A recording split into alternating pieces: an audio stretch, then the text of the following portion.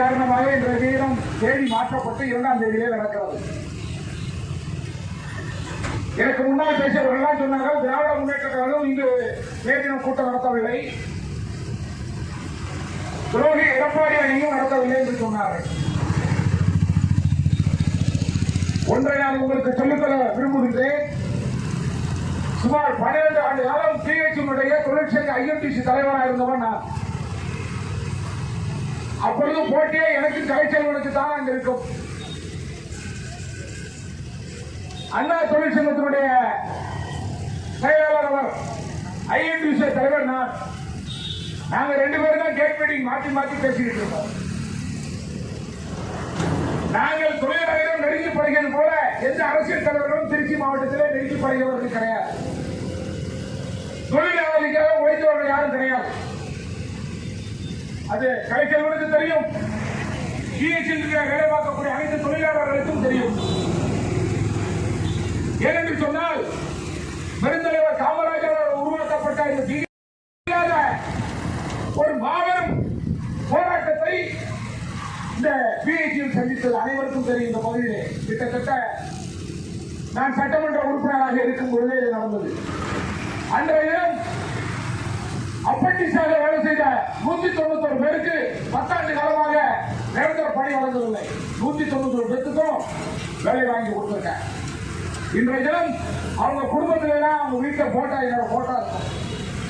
அதே போல எல்சிஎஸ் அவங்களுக்கு ஒரு நாளைக்கு 150 ரூபாய் தான் சம்பளம். 30 ஆண்டு காலமாக நான் அந்த மாபெரும் போராட்டத்தை நடத்தி அவங்களுக்கு ஒரு நாளைக்கு 450 500 ரூபாய் பெற்றுக் கொடுத்தேன். 3 மடங்கு சம்பளம் பெற்றுக் கொடுத்தேன். 1150 தொழிலாளிகள் இந்த குடும்பம் நிரந்தரமாக சந்தோஷமாக இருக்கிறார்கள். நான் திருச்சி மாவட்டத்தில் எந்த திருமணத்திற்கு சென்றாலும் யாராவது ஒருத்தர், ஐயா வணக்கம், என் பொண்ணு கருத்துல தாலி வைக்கிறதுன்னா அதுக்கு நீங்க தான் காரணம். வீட்டில் நீங்க நடத்துற போராட்டத்தான் என் பொண்ணு இன்னைக்கு 3 நேரம் சாப்பாடு நல்லபடியா சாப்பிடறா, என் மாப்பிள்ளைக்கு வேலை கிடைச்சிருக்கு, நிரந்தர வாய்ப்பு வேலை கிடைப்பதற்கு வாய்ப்பு இருக்கிறது என்று என்னை வாழ்க்கையவர்கள் நான் பெருமைக்காக சொல்லவில்லை, உண்மையை சொல்லுகிறேன். தொழிலாளர்களுக்காக உழைத்த இயக்கம் தலைவர் என்பதை நீங்கள் முதலில் புரிந்து கொள்ள வேண்டும். ஏனென்று சொன்னால் நேஜர விழாவை நடத்துவதற்கு எங்களுக்கு தான் அந்த தகுதி இருக்கிறது என்பதை நான் சொல்லிக் கொள்ள விரும்புகிறேன். இன்றைய தினம் ஆளுங்கட்சி இருக்கின்ற திமுக என்ன சொல்லியது?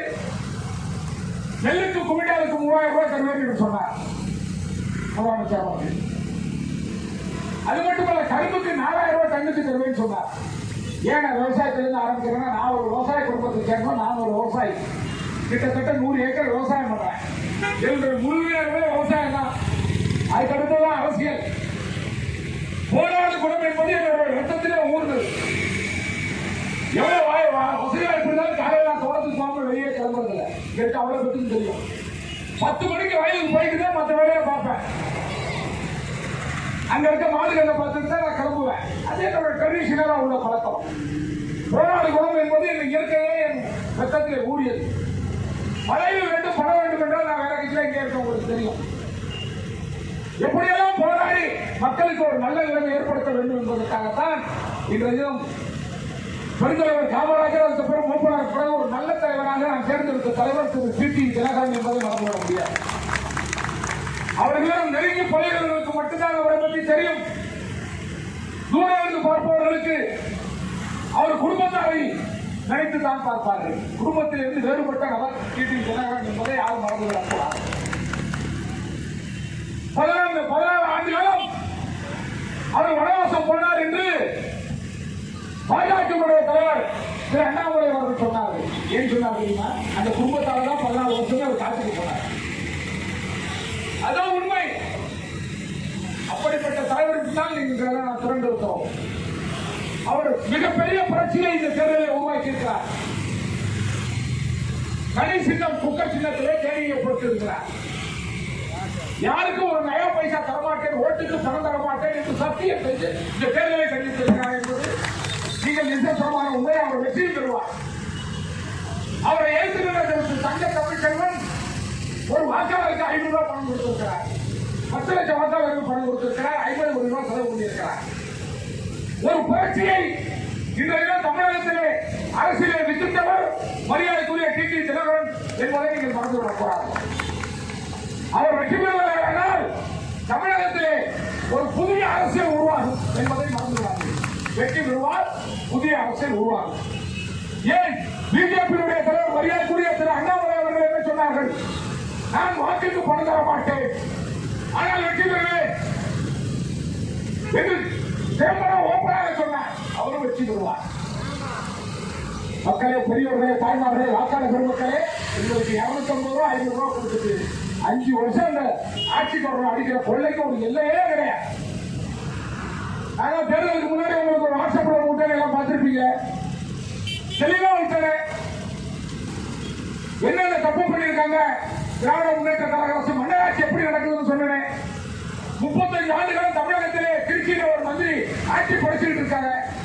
நான் சொன்னது எல்லாமே நீங்க எல்லாம் படிச்சுட்டே வேற யாருக்கும் கிடையாது. திமுக தலைவர்களுக்கு நல்ல சூடு சொல்லணும் வரணுங்கிறத அவர் சொன்னேன். இனிமேலாவது திருந்துங்கய்யா. நாடு சுதந்திரம் அடைஞ்சு 70 வருஷம் ஆச்சு. நேருகிட்ட இருந்து இந்த திமுக விடுதலை அடையல. 35 வருஷம் மாட்டிட்டு முடிக்குது. அதுக்காக எல்லா சமுதாய தலைவர்களையும் பட்டியலிட்டேன். எனக்கு வாழ்த்து சொல்ல திமுக தலைவர்களே இல்லை. உங்கள்கிட்ட ஓப்பனாக மீட்டிங்ல சொல்றேன். உண்மையை உழைச்சப்பட்ட ஒரே தலைவர் நீங்க தாங்கன்னு சொல்லி என்னை வாழ்த்துறாங்க. பாதிக்கப்பட்ட ஒரு எம்பி கூட என்னை கூப்பிட்டு ஏன் ஓட்டு அடிச்சா அவனை ஏன் ஏற்ற சொல்லலன்னு சொல்லி வருத்தப்பட்டிருக்கார். அதையும் பகிரங்கமா சொன்னேன். இதையெல்லாம் நீங்க சிந்தித்து பார்க்க வேண்டும். நான் பெருமைக்காக சொல்ல, அத ஒரு விஷயம் சொல்றேன். ஒரு திருப்பு எம்எல்ஏ வந்து ஆயிட்டாலும் நேரிட மறுத்திருப்பு ஆக முடியாது. அவனை மொட்டை அடிச்சு மூலையில உட்கார வைக்கிறதா வேலையே. தப்பி தவறி ஸ்ரீரங்க எம்எல்ஏ பள்ளியாண்டி ஜெயிச்சு மறுபடியும் எம்எல்ஏ நிற்கிறான்னா ஆளுநர் இருக்கிறவன் கோயில 33 கோடி பனிஷ்மெண்ட் கொடுத்தது. அவன் தப்பி தவறி ஜெயிச்சு அடுத்த எலெக்ஷன் என்ன பண்றதுதான் ஒண்ணு புரிஞ்சுக்கீங்க. எங்க அம்மா எழுந்து நிக்கிறதுக்கு பிரச்சனை எழுந்து நிக்கிறதுக்கு யாரு கேண்டேட்டா போட்டாரு? ஆனந்த போட்டார். அள்ளித்தர ஆனந்தம் நிறுத்தினார். உங்களுக்கு எல்லாம் தெரியும். ஸ்ரீரங்கத்துல 10 கோடி ரூபாய் செலவு பண்ண அடுத்த எலெக்ஷன் ஆனந்த சீட்டு கொடுத்தாரு. போதியா யோசிச்சு பாருங்க. ஆனந்த சீட்டு கொடுக்குற அவ்வளவுதான். ஆனந்த அமைக்க வேண்டியது.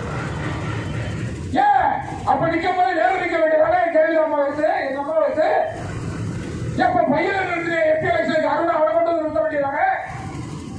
உன் தம்பி ராமஜெயந்தர் அவரை கொண்டு வந்து நிறுத்த வேண்டியதாங்க. தோற்கறதுக்கு பெரிய சமுதாயத்தை பிடிச்சு ஓட்டு வாங்கணும். பணக்காரர்களை செலவு பண்ணணும். தோற்கும் போது ஒரு கேண்டிடேட், ஜெயிக்கும் போது ஒரு கேண்டிடேட். இதுதான் அவருடைய வேலை. அன்பழகன் தெரிகிறாரு. ஜெயிக்கும் போது மட்டும் எப்படி மகனை கொண்டு வந்து நிறுத்துற? எல்லா கட்சியும் ஜெயிக்கும் நினைச்சுக்கிட்டு இதுல வந்து தெரிஞ்சுக்கீங்க. நேருடைய உண்மையான முழு சுயரூபம் என்னன்னு தெரிஞ்சுக்கணும். இதெல்லாம் ஸ்டாலின் தான் தெரிஞ்சுக்கணும். அவர் தான் என்ன சொல்றாரு? பிஜேபி அரசாங்கம் ஃபார்வர்ட் கம்யூனிட்டிக்கு சப்போர்ட் பண்ணுது, ஆரிய வம்சத்துக்காரங்கன்னு சொல்றாங்க. நேரு யாரு? பிசியா? அவரு ஃபார்வர்ட் கம்யூனிட்டி தான். அவர் கீழே இருக்க பிசி எஸ்சி எம்பிசி எல்லாம் போட்டு மிதிச்சு 30 வருஷம் ஆண்டுகிட்டு இருக்காருல்ல. அந்த காலத்துல பார்க்கிறோம். கரிகால இருப்பாரு. கரிகால சோழனுக்கு அப்புறம் ஒரு பையன் வருவாரு. ராஜராஜ சோழன், அதுக்கப்புறம் ராஜேந்திர சோழன். அதே மாதிரி தானே நடக்குது தமிழகத்தில் இன்றைக்கு ஆட்சி. கலைஞர், ஸ்டாலின், அடுத்தது உதயநிதி, இப்ப நேருக்கு அப்புறம் ஒரு பையன் அருண். இதைத்தானே நான் சொல்றேன். மக்கள் தெரிஞ்சிட்டோம்னு ஒன்ன தெரிஞ்சுக்கணும். நீங்க எம்பியா இருந்தா அவர் குடும்பம் தான் இருக்கணும், யாரும் இருக்க கூடாது. போன திருப்பி என்ன பண்ணாரு? 2 தொகுதி நல்லா புரிஞ்சுங்க. பெரம்பலூர், திருச்சி ரெண்டையும் கூட்டணி கூட்டாரு. அதை பாரிவேந்தர் கூட்டாரு. திருச்சியா திருநாவுக்கரசு கூட்டார் காங்கிரசுக்கு. போன திருப்பு ஏன்னா அப்ப அவன் பையன் தயாராகல, படிச்சுக்கிட்டு இருந்தான் லண்டன்ல. இந்த திருப்பு பெரம்பலூருக்கு பையன், திருச்சிக்கு வந்து வைகோவுக்கு. நான் உங்களை கேட்கிறேன்,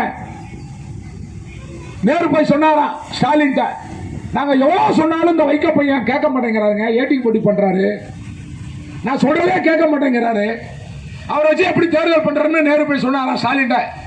அட போட பைத்தியக்காரா, அவன் மவன்ட்டே ஒரு நேரம் தாக்கு பிடிக்க முடியலன்னா அப்ப எங்க அப்பானையும் எண்ணி என்ன பாடுபடுத்தலாம் தெரியுமா?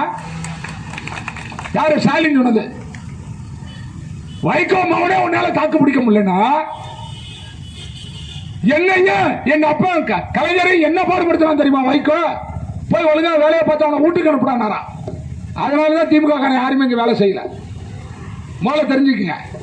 அப்படியே வேலை செஞ்சாலும் ஓட்டு போட்டா இந்த ஆள் கிளம்பி எங்க போயிடுவாரு? விருதுநகர் போயிடுவாரு.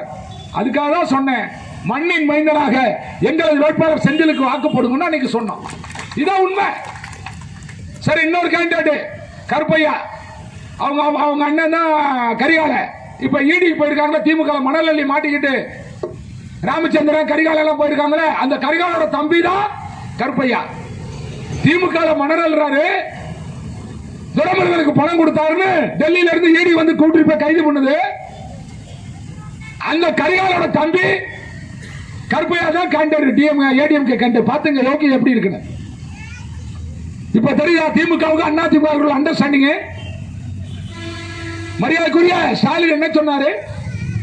தேர்தல் நடக்கும்போது 6 மாசத்துல கொடநாடு கொலை வழக்கை கண்டுபிடிச்சிருவேன், உண்மையான குற்றவாளி உள்ள போடுவேனார். முதல் சட்டமன்றத்தில் என்ன சொன்னார்? 6 மாத காலத்திலே உண்மை குற்றவாளியை கண்டுபிடிப்பேன்னு சொன்னோன்னு ரோட்ல வந்து உட்கார்ந்தாரு எடப்பாடி. ஏன்னா அவன் தானே கொலை பண்ணது. எங்க அப்பா குருதுக்குள்ள இருக்கிறது. ஸ்டாலின் என்னன்னு சொன்னாரு? எடப்பாடி கொலை பண்ணாருன்னா சொன்னார் அசம்பிளில? இல்லையே, உண்மையான குற்றவாளியை கைது செய்யப்படுவான்னு சொன்னாரு. நேரா ரோட்ல வந்து உட்காந்துட்டான் அந்த ஆளு.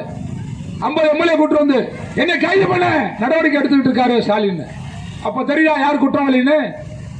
இன்னைக்கு நான் உங்களை கேட்கிறேன், நம்ம காவல்துறை கேட்கிறேன், நீங்க கொடநாடு கொலை வழக்கில் எல்லாம் விசாரிச்சிட்டீங்க. 5 கொலை குற்றவாளி யாரு, 5 பேர்த்த யாரு கொலை பண்ணான்னு எல்லாம் தெரிஞ்சிடுச்சு. எல்லா இன்வெஸ்டிகேஷன் முடிச்சிட்டீங்க. டெலிபோன் ரெக்கார்டு எடுத்துட்டீங்க. யார் யாருக்கு பேசுனா, எங்க பேசுனாங்கிறத எடுத்துட்டீங்க. அப்புறம் ஏன் நான் கைது பண்ணாம இருக்கீங்க? அங்கதான் சூட்சமே இருக்கு. ஆட்சிக்கு வந்தோடனே ஸ்டாலின் யாராவது ரைடு பண்ணியாரு? ஏடிஎம்கே மந்திரி விஜயபாஸ்கர் கடூர், புதுக்கோட்டை விஜயபாஸ்கர் 2, மன்னார்குடி காமராஜ் 3, வேலூர் வீரமணி 4, தங்கமணி வேலுமணி 5, 6, இப்படி 7 மந்திரி கைது அரெஸ்ட் பண்ணி உள்ள இருக்க டாக்குமெண்ட் எல்லாம் எடுத்து சொத்தெல்லாம் பிடிச்சி வச்சுட்டேன். 2 வருஷம் ஆச்சு.